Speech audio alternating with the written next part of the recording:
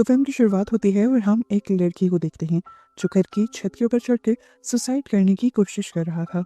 उसकी फ्रेंड उसे रोकती भी है पर वो किसी की नहीं सुनता और नीचे गिरकर उसी टाइम मारा जाता है। अब उसकी फ्रेंड डरते हुए घर के अंदर जाती है तो उसे एक मिरर पर लिखा हुआ दिखाई देता है कि अपने ऊपर एसिड डालो। वो लड़की रोते हुए अपने ऊपर एसिड डाल देती है और उसके चिल्लाते ही यहाँ से सीन कट हो जाता है। प्रेजेंट में हमें 8 दोस्तों के एक ग्रुप को दिखाया जाता है जो अभी इसी घर के अंदर आए थे जिस घर के अंदर हमने पहले 2 मौत होती देखी थी। ये लोग यहाँ पर हैलोवीन पार्टी के लिए आए थे, लेकिन यहाँ पर इनका दोस्त इन्हें बताता है कि ये जगह सच में हॉन्टेड है। काफी सालों पहले की बात है, यहाँ पर 7 दोस्त आए थे और उन्होंने ट्रूथ और डेयर खेला था और इस गेम के अंदर वो सब के सब मारे गए थे। इस टाइम सभी लोगों को उसकी ये बातें मजाक लगती हैं और ये लोग यहाँ पर बैठकर ट्रूथ और डेयर खेलने का ही डिसाइड करते हैं। पहले पहले तो ये गेम नॉर्मल ही चलती है, एक दूसरे को ये लोग छोटे मोटे टास्क देते हैं जो ये लोग पूरा भी कर देते हैं, पर आगे जाकर ये गेम टफ होने लगती है। जब एक लड़की से सवाल होता है कि क्या वो अपनी दोस्त को चीट कर रही है तो वो इस सवाल का जवाब देने से झिझकती है, पर सारे लोग उसे फोर्स करते हैं और बताती है कि सच में वो उसे चीट कर रही है। ऐसे ही उन लोगों के दरमियान में लड़ाई हो जाती है, पर उनके बाकी दोस्त उनका मूड कुछ ही मिनटों में ठीक करके वापिस यहाँ ले आते हैं। अगली बारी आती है स्टीव की। वो डेयर चूज करता है और जैसे ही एक पर्ची निकालता है तो उस पर लिखा हुआ था कि अपना हाथ स्टोव पर रखना है, यानी जलते हुए चूल्हे पर रखना है। ये क्या मजाक था? वो अपने आप को तो चोट नहीं पहुंचा सकता था ना। वो अब ये वाला डेयर छोड़कर दूसरा पेपर उठाने की कोशिश करता है तो उस पर यही लिखा हुआ था कि उसे अपना डेयर पूरा करने के लिए सिर्फ 2 मिनट मिलेंगे। वो इस पेपर को फेंकता है और दूसरा निकालता है तो उस पर लिखा था कि उसे हर हाल में ये डेयर पूरा करना होगा। ऐसा लग रहा था कि किसी ने जानबूझकर ये सारे पेपर्स यहाँ से चेंज कर दिए हैं।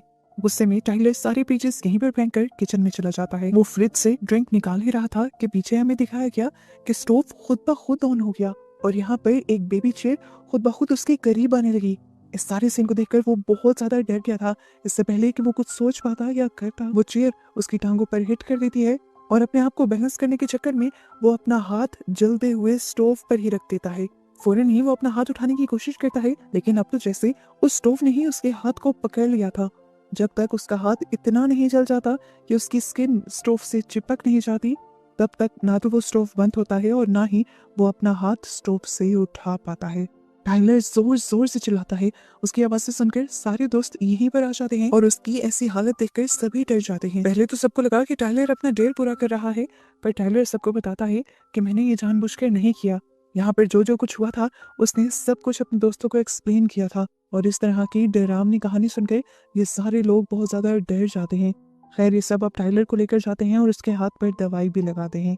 सभी सोच रहे थे कि क्या टाइलर के साथ जो कुछ हुआ वो किसी और एंटिटी, किसी और क्रिएचर का किया धरा था या फिर वो सब होना टाइलर का वहम ही था। अभी ये लोग इन्हीं बातों में उलझे ही हुए थे कि अचानक बिना किसी के ऑन किए यहाँ का टीवी ऑन हो जाता है, जहाँ से एक डरावनी आवाज इन्हें बताती है कि वो अपनी गेम को छोड़ नहीं सकते। इस ट्रुथ और डेयर की गेम के 3 राउंड्स होंगे जिसे इन सब ने हर हाल में 48 घंटे के अंदर अंदर पूरा करना होगा, नहीं तो इनकी जान चली जाएगी।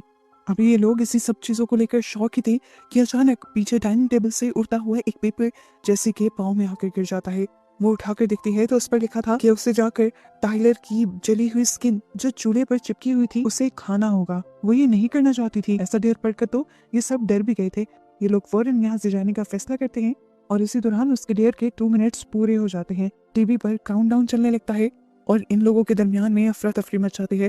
वो फौरन यहाँ से दरवाजा खोलकर भागने की कोशिश करते हैं, लेकिन इससे पहले कि वो लोग निकल पाते उनके हाथ से दरवाजे का हैंडल छूटकर खुद बंद हो जाता है और पीछे से इस घर के सारे खिड़कियां, दरवाजे, सारे रोशनदान, यहाँ तक कि बाहर जाने का छोटे से छोटा और बड़े से बड़ा रास्ता भी बंद हो जाता है।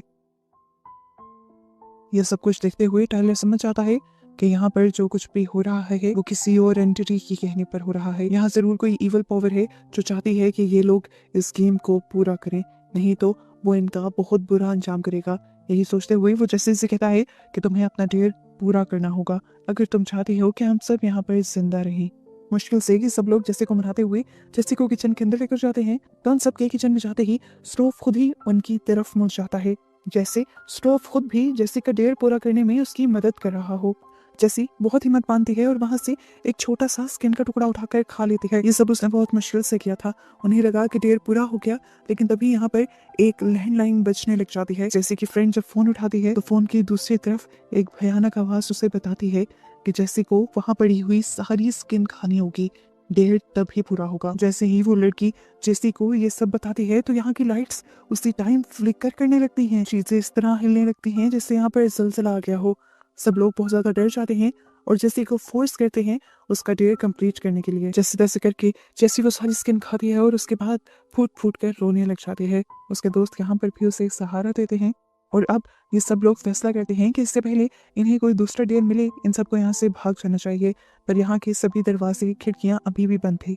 यहाँ से निकलने का ये लोग कोई दूसरा रास्ता भी सोच रहे थे कि पीछे से इन्हें पियानो के बजने की आवाज आई। डर कर सभी लोगों ने पियानो की तरफ देखा। वहां पर लाल रंग से कुछ लिखा हुआ था। पास जाने पर पता चला कि उन्हें वार्निंग दी जा रही थी उनके राउंड को कंप्लीट करने की।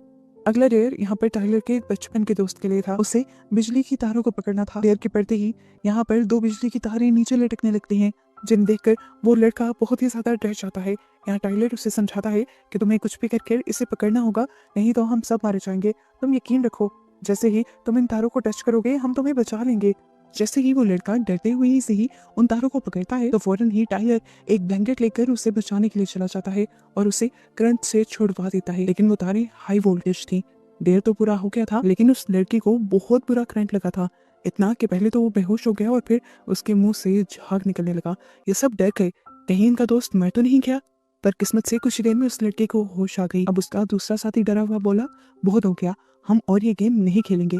उसके कहते ही उसके पास एक बड़े से क्लॉक का शीशा खुल जाता है और अब मिरर के पास खड़ा जो लड़का यहाँ से भागने की बातें कर रहा था, डेयर भी उसी के लिए था और था भी बहुत मुश्किल कि वो अपना घुटना तोड़ दे। ये पढ़कर सभी डर जाते हैं और तभी पीछे से किसी चीज के गिरने की आवाज आती है। देखने को मिलता है कि स्टेयर्स में से एक बेसबॉल बैट लुढ़कता हुआ आ रहा था और वहीं स्टेयर के पास 2 भी लिखा हुआ था, जिससे देखकर ये समझ गए कि डेयर को पूरा करने के लिए इनके पास सिर्फ 2 ही मिनट होंगे।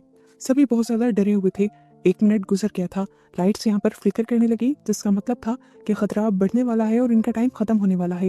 एक लड़की हिम्मत करती है और वो बेसबॉल बैट उठाकर उस लड़की की टांग पर मारती है, पर इससे चोट तो लगती है लेकिन घुटना नहीं टूटता। यहाँ की हालत और भी ज्यादा खराब होने लगती है। पहले की तरह इस घर में और भी डरावनी चीजें होने लग जाती हैं और इन सारी चीजों से डरकर वो दूसरा साथी वो बैठ लेता है और जोर से उस लड़के के घुटने पर मारता है और अब फाइनली उसका घुटना टूट जाता है। उसे बहुत दर्द हो रहा था, वो बहुत जोर से चिल्लाया पर कोई कुछ नहीं कर सकता था। अब ये सब देखते हुए एक लड़की बहुत ज्यादा घबरा रही थी। उसने फैसला कर लिया था वो किसी भी हाल में इस घर से बाहर जाएगी। उसके इस तरह से रिएक्ट करने पर, गेम से छोड़कर जाने पर पहले की तरह ही ये गेम अब उसके लिए मुश्किल हो जाती है। ऊपर से बहुत सारी पर्चियां गिरती हैं जिसमें अब उसके लिए एक टास्क था, उसे सच बोलना था। सवाल था उसके लिए कि क्या वो ड्रग एडिक्ट है। वो जवाब देती है नहीं, पर तभी यहाँ पर किसी चीज के खुरचने की आवाज आती है। ये लोग पीछे मुड़कर देखते हैं तो एक दरवाजे पर लायर लिखा हुआ आ जाता है, जिसका मतलब था कि ये लड़की झूठ बोल रही है। उसके दोस्त दोबारा उससे पूछते हैं कि क्या तुम ड्रग एडिक्ट हो। इस बार भी वो ना में जवाब देती है तो अब उसके मोबाइल पर मैसेज आता है जहाँ पर लिखा हुआ था कि तुम झूठी हो और अब तुम्हें मरना पड़ेगा। अचानक से उसका हाथ जिस दरवाजे पर था वो दरवाजा खुल जाता है। ये मेन डोर था। उसने शुक्र मनाया और वो यहाँ से बाहर चली गई। उसे लगा कि वो आजाद हो गई है, पर उसी पल उसी दरवाजे से एक उड़ता हुआ स्पेयर यानी नेज़े की तरह कोई चीज आकर उसके पेट के आर पार हो गई और उसकी वहीं पर मौत हो गई। ये सब लोग अब बहुत ही ज्यादा डर जाते हैं। खैर सीन यहाँ से कट होता है और हमें हॉस्पिटल का सीन दिखाया जाता है।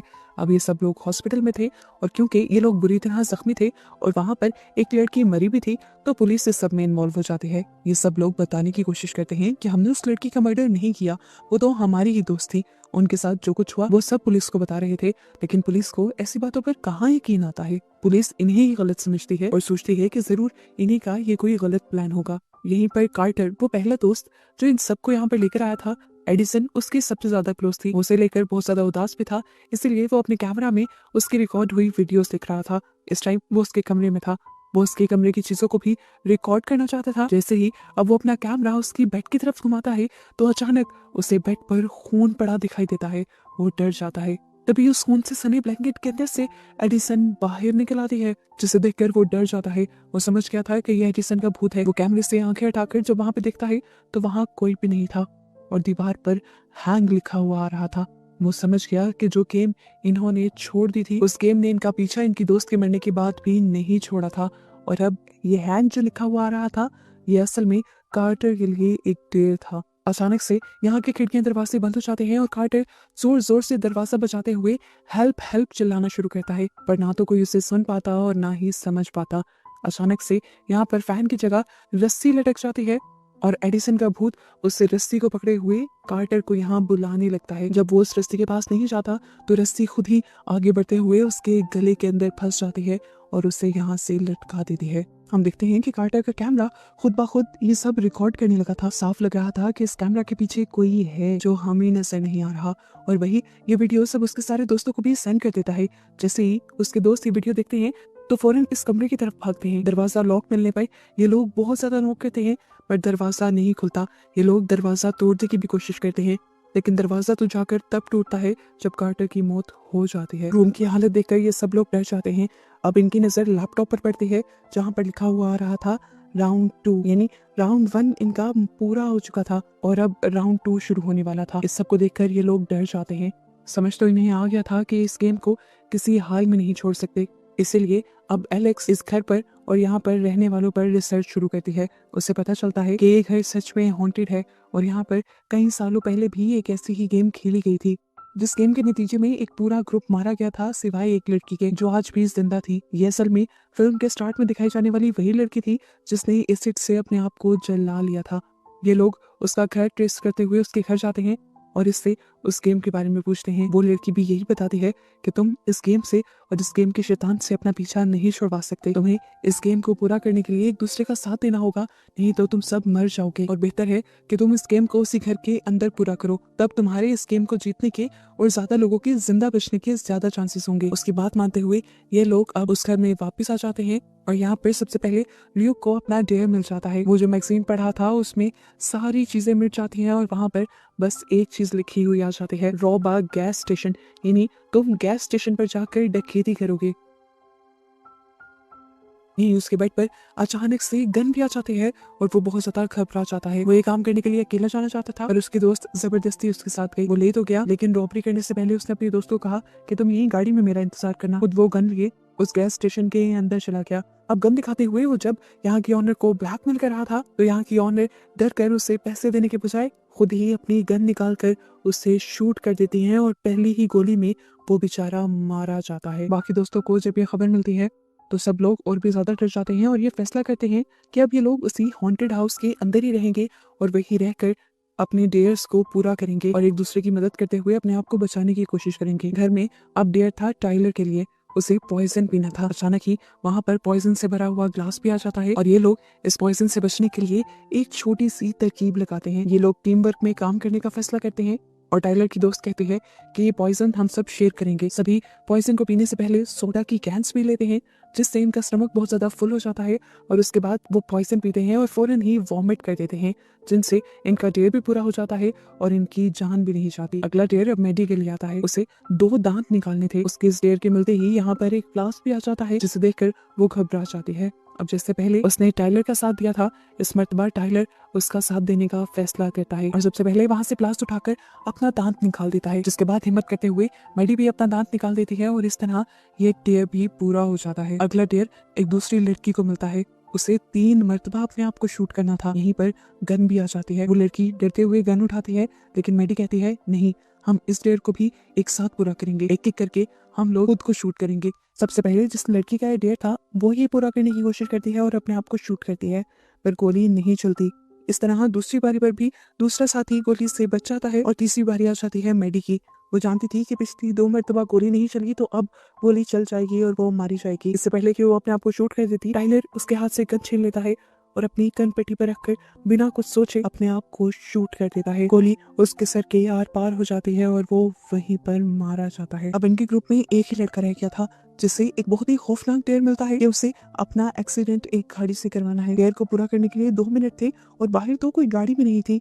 उसकी दोस्त उसकी हेल्प करने का डिसाइड करती है और बाहर जाकर एक गाड़ी को स्टार्ट करने लगती है लेकिन वो गाड़ी उससे स्टार्ट नहीं होती और डेयर का टाइम खत्म हो जाता है, जिसके बाद वो गाड़ी खुद ही चल जाती है और जहाँ पहले बस उस लड़के की टांग जख्मी होनी थी डेयर के जरिए, अब वो गाड़ी पूरी की पूरी लड़के के ऊपर चढ़कर वो लड़का इस डेयर के दौरान मारा जाता है। बेचारी अब बस 3 लड़कियां बची थी जो रो रही थी। वो भी अब जान गई थी कि उनकी जान नहीं बचने वाली।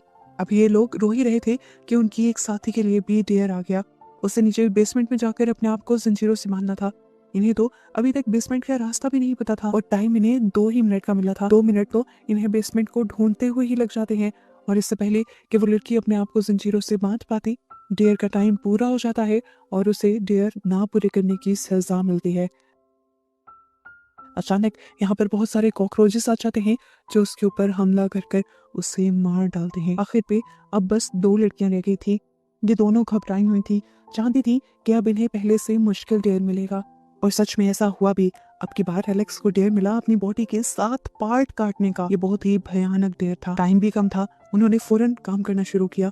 उसने अपना एक बाल तोड़ा, एक पल्क तोड़ी, एक नाखून तोड़ा, लेकिन उसके बावजूद भी अभी भी उसे 4 जिस्म के और हिस्से काटने थे। मैडी उसे कहती है, तुम अपना एक कान काट दो, दूसरा कान तुम्हारे काम आ जाएगा। समझ तो एलेक्स बेचारी को कुछ आ ही नहीं रही थी, तो मैडी खुद ही पकड़कर उसका एक कान काट देती है। जिसके बाद वो बेदर्दी से उसका एक हाथ टेबल पे रखती है और उसकी एक उंगली भी काट देती है। इसके बाद भी अभी 3 बॉडी के पार्ट्स ऐसे थे जो उसे काटने थे। इसके बाद वो क्या भी काट सकते थे।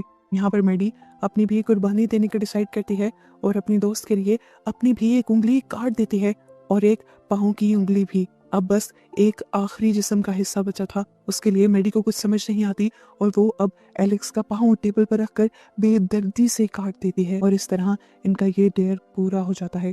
जख्मी हालत में अब मैडी एलेक्स को उठाए हॉस्पिटल की तरफ बढ़ने वाली थी। उसे ये एहसास ही नहीं था कि अभी ये गेम खत्म नहीं हुई। उसे तो डेयर मिला ही नहीं था। कार चलाते हुए वो लगातार एलेक्स को हौसला दे रही थी। तभी अचानक गाड़ी के जीपीएस पर अब उसके लिए एक डेयर आ जाता है कि एलेक्स को मार दो। एलेक्स बेचारी बहुत ज्यादा घबरा जाती है, पर वो जानती थी कि अगर मैडी ने ऐसा ना किया तो वो दोनों मर जाएंगे। तो बेहतर था ना कि उन दोनों में से कोई एक ही मरता।